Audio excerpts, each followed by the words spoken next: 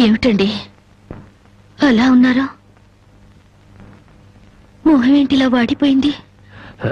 ఏం లేదు జనకి. మీరు మనసులో ఏదో బాధపడుతున్నారు, నాతో చెప్పరా? జనకి, ఎవరిని పనివ్వమని అడిగినా ఎగతాళి చేసి మాట్లాడుతున్నారు.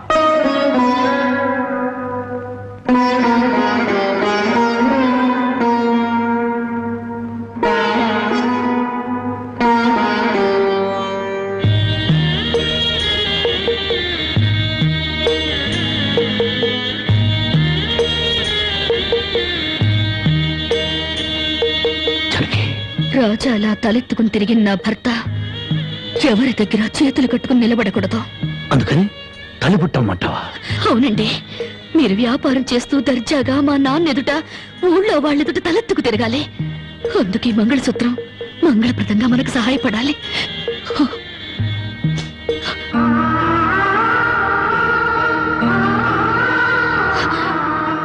ఏమండి, మీరు కంట తడి పెడుతున్నారా?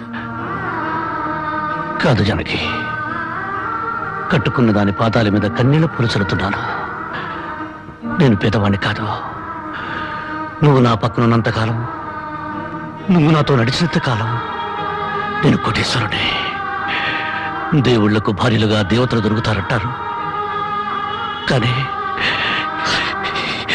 ఈ మనిషికి భార్యగా దేవత దొరికింది. అంత మాట అనకండి, వెళ్ళిరండి. వచ్చేటప్పుడు పాపకి పాల డబ్బా, బామ్మకి మందులు తీసుకురండి.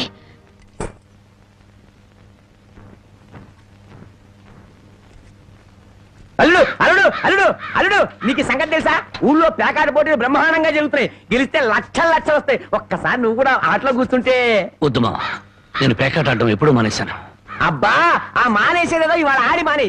కోటీశ్వర్ల అమ్మాయిని పెళ్ళంగా తెచ్చుకుని కూడు కూడా పెట్టలేకపోతున్నావు. ఆ పిల్లకి ఎప్పుడైనా పట్టుచీర కొని పెట్టావా? ఆ పాపకు గౌను కొన్నావా? నా మాట విని పౌరుషంగా దిగు, ధైర్యం చెయ్యి. వచ్చినా పోయినా ఇవాళే ఆఖరి రోజు. పెద్దోళ్ళు ఏం చెప్పారు? ఎక్కడ పోగొట్టుకుంటే అక్కడే ఎత్తుక్కోమన్నారు. నా మాటని రాళ్ళుడు రాళ్ళుడు.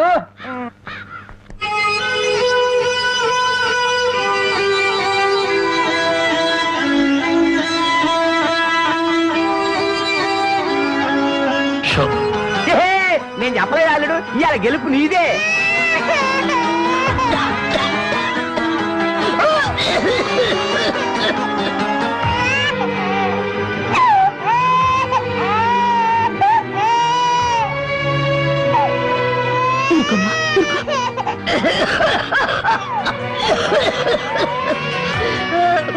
బామ్మా, బామ్మా, కాసేపు వచ్చుకో బామ్మా, ఆయన మందులు తెచ్చేస్తారు.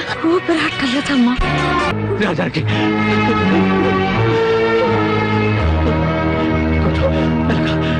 జనకి, జనకి, జనకి, ఒకసారి బిడ్డను చూడు జనకి. నువ్వు లేకపోతే బిడ్డ దిక్కులేని అయిపోతుంది. నేను లేకపోయినా పర్వాలేదు, కానీ బిడ్డకు నువ్వు కావాలి. నీకు ఇష్టం లేకపోతే నేను శాశ్వతంగా దూరం అయిపోతాను. కానీ నువ్వు చావడానికి వీలేదు, నువ్వు చావడానికి వీలేదు జనకి. కానీ నువ్వు మాకు కావాలి, మాకు నువ్వు కావాలి. నువ్వు లేకపోతే నేను బ్రతకలేదు జనకి, నేను బ్రతకలేదు.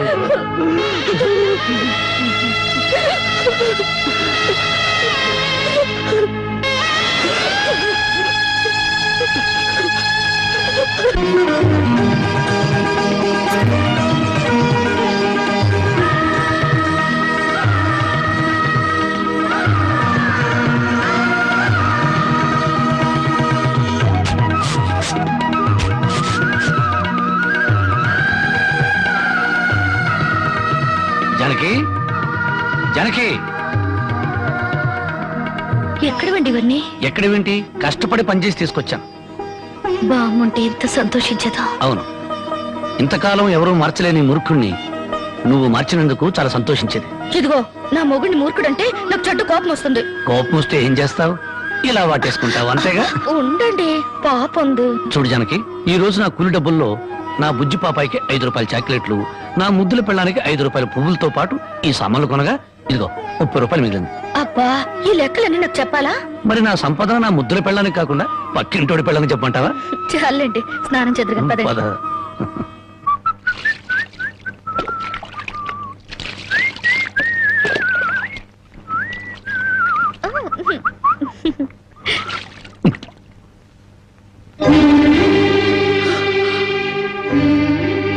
ఏంటండి ఇది ఇలా కవిలిపోయింది?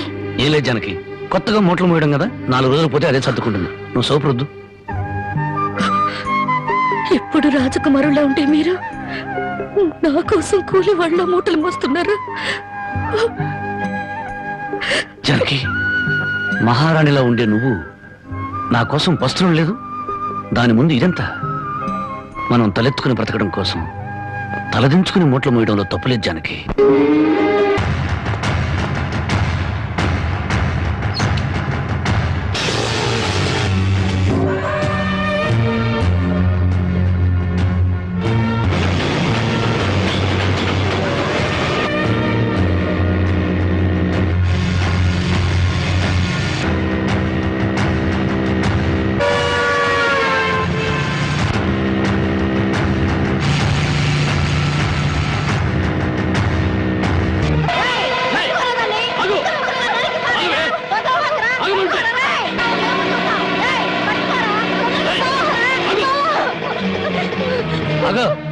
జ్యోతి, ఏం జరిగింది? బావా, మా ఆయన నన్ను చంపబోతున్నాడు. ఏమండి, ఏం చేసిందని అమ్మాయిని చంపబోతున్నారు? ఏం చేసిందా? ఆ పాపిష్టిదాన్ని అడుగు. ఉద్యోగం చేయడానికి దుబాయ్కి వెళితే ఇది బలి తగ్గించి ఒళ్ళు బలిసి ఓళ్ళ మీద పడి సంపాదించడం అలవాటు చేసుకుంది. లేదు బావా, చావునైనా చేస్తాను గాని నిజాయితీ చంపుకుంటానా? నిప్పులా బతికేదాన్ని నీటి తప్పుతానా? ఏంటే సీతమ్మ తల్లికి వారసులాగా మాట్లాడుతున్నావు? నీ నిజాయితీ ఏంటో ఈ ఊళ్ళో పెద్ద ఇక్కడ చేత చెప్పిస్తాను. చెప్పించండి అత్తయ్య. నిజంగా నేను చెడిపోయిన దాన్ని అయితే ఆయన నన్ను చంపక్కర్లేదు. నా ఒంటి మీద నేనే కిరసనాయిలు పోసుకొని తగలబడి చచ్చిపోతాను. నువ్వు ఊరుకోమా, వీళ్ళ మాటలకేంటి? చూడరాం బాబు, ఏడాది నుండి దుబాయ్ నుంచి ఈయన డబ్బు పంపకపోయినా ఆ అమ్మాయి ఎంత నీతిగా బతికిందో ఆ ఊరి పెద్ద నాకు తెలుసు. ఏంటయ్యా దాని గురించి నువ్వు తెలుసుకున్న నీతి? ఏడాది నుంచి నా కొడుకు డబ్బు పంపకపోతే మెళ్ళ గొలుసు చెవులు కారింగులు ఎవడి పక్కన పడుకొని సంపాదించిందో చెప్పు. అతను గారు, నేను చెప్తాను. దుబాయ్లో ఉన్న నీ కొడుకు సంపాదన పెరిగేసరికి బాగా డబ్బున్న అమ్మాయితో 2వ పెళ్లి చేయాలన్న దుర్బుద్ధితో నీ కొడుక్కి లేనిపోని ఉత్తరాలు రాసి జ్యోతి మీద అనుమానాలు తెప్పించావు. ఆ అనుమానంతో నువ్వు డబ్బు పంపకపోయేసరికి 10 మందిలో నీ పరువు పోతుందని రాత్రిపూట మా ఊరుచి కూలి పని చేసి కడుపుకు తిండి కూడా సరిగ్గా తినకుండా డబ్బు దాచిపెట్టి గిల్టి నగలు వేసుకుంది. ఏంటి బాబు, రాత్రిపూట కూలి పని చేసుకుని వెళ్ళేదా? నీ ఒక్కడితోనే చేసేదా ఇంకెవరితో అయినా చేసేదా? అమ్మాయి, మళ్ళీ ఆ కోత కూసావంటే పళ్ళు నలగొడతాను. జ్యోతి నా తోబుట్టు కన్నా ఎక్కువగా ప్రేమించే ఆత్మీయురాలు. చూడు, ఆడది తప్పు చేయాలని నిర్ణయించుకుంటే ఆమెను 7 సముద్రాల అవతల కట్టి పడవేసిన కట్లు తెంచుకుని వచ్చి తప్పు చేస్తుంది. కానీ ఇతనే నా భర్తాన్ని నమ్మిన ఆడది ఎంతటి మహారాజు వచ్చినా సరే కన్నెత్తు కూడా చూడదు. తను కట్టెల్లో కాలిపోయేంత వరకు భర్త అడుగుజాడల్లో నడవాలని చూస్తుంది. తన భర్త ఊళ్ళో ఉంటే అతనితో కాపురం చేస్తుంది. అతను ఊరు వదిలి వెళితే అతని జ్ఞాపకాలతో కాపురం చేస్తుంది. అదేరా భార్య అంటే. ఒరేయ్, అమ్మ చెప్పింది అబ్బ చెప్పాడని పెళ్ళాం మీద అనుమానం పడ్డం కాదురా. నువ్వు చస్తే నీ తల్లి, తండ్రి, అక్క, అన్న అనే శవం మీద పడి ఒకే ఒక రోజు ఏడ్చి కర్మకాండలు తిరగానే ఎవరి దారిని వాళ్ళు వెళ్ళిపోతారు. కానీ మొగుడు చనిపోయిన నిమిషం నుండి అన్ని సుఖాలను తన భర్త శవంతో పాటు పూడ్చిపెట్టి తను గట్టిగా మారే వరకు భర్తనే తలుచుకుంటూ ఉండే ఒకే ఒక జీవిరా భార్య అంటే. మగాళ్ళకి మనసు మారుతుంది గానీ ఆడవాళ్ళకు కాదురా. భార్య గుడ్డుబోతురాలని చెప్పి ఎందరో మగాళ్ళు 2వ పెళ్లి చేసుకుంటున్నారు. కానీ ఏ భార్య అయినా మొగుడు బిడ్డను పుట్టించలేకపోయాడని చెప్పి 2వ పెళ్లి చేసుకోవడం ఎక్కడైనా విన్నావంటరా? అదేరా భార్య అంటే.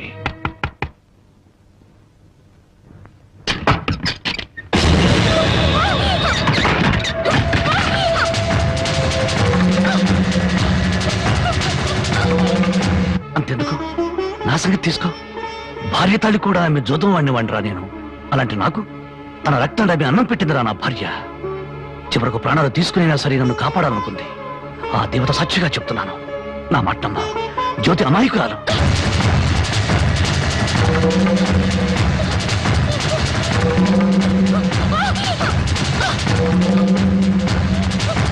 నన్ను క్షమించండి. లేనిపోని అనుమానాలతో జ్యోతిని అవమానించాను. మీరు అడ్డు రాకపోతే మూర్ఖంగా నా భార్యను పోగొట్టుకునేవాడిని. మీ మేలు ఈ జన్మలో మర్చిపోలేను.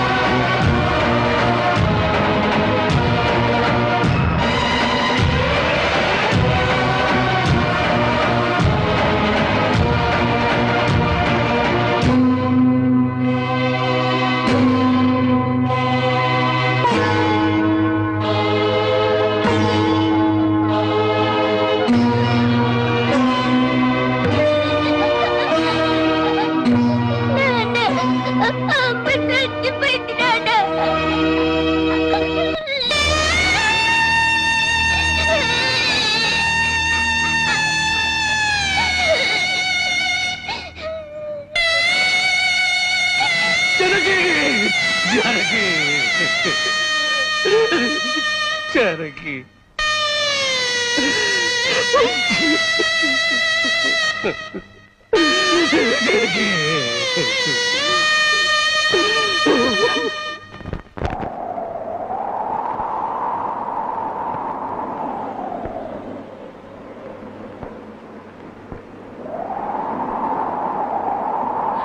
నా కంటి వెలుగు దూరం అయిపోయింది. నా కష్టాల్లో, సుఖాల్లో, బాధల్లో, బాధ్యతల్లో నాకు తోడుగా నిలబడి నన్ను మనిషిగా నిలబెట్టిన దేవత అందరంతా ఎత్తుకెదిగిపోయింది. అందుకోలేనంత దూరం చేరుకుంది. ఆమె చివరి మాటకు, చివరి చూపు కూడా నోచుకోలేని దురదృష్టవంతుడయ్యాను. ఇప్పుడు చెప్పు,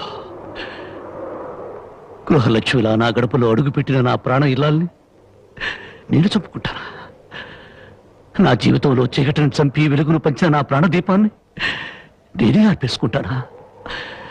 మీ నాన్న కోట్ల ఆస్తి ఆశ చూపించరా?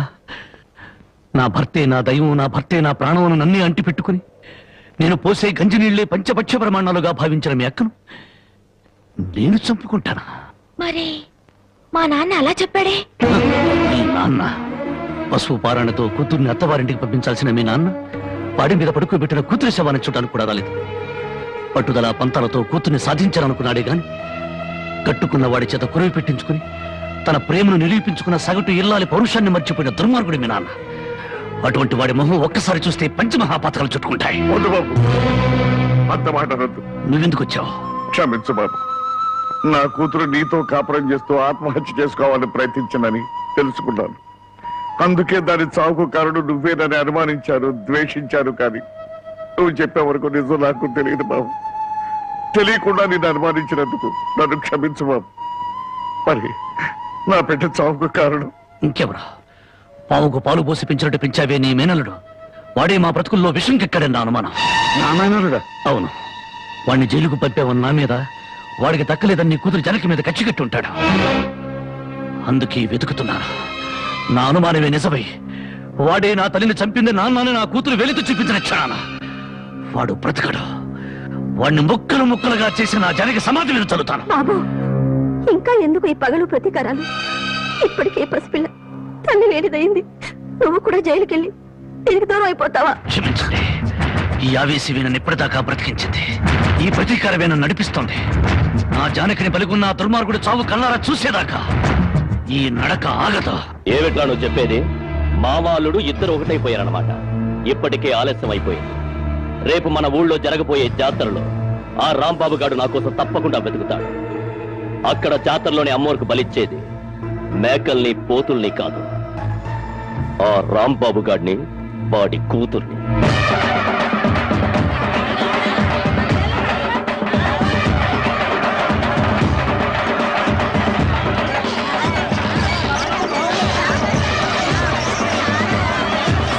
నువ్వు కూడా రంగరాటం తిరుగుతావా?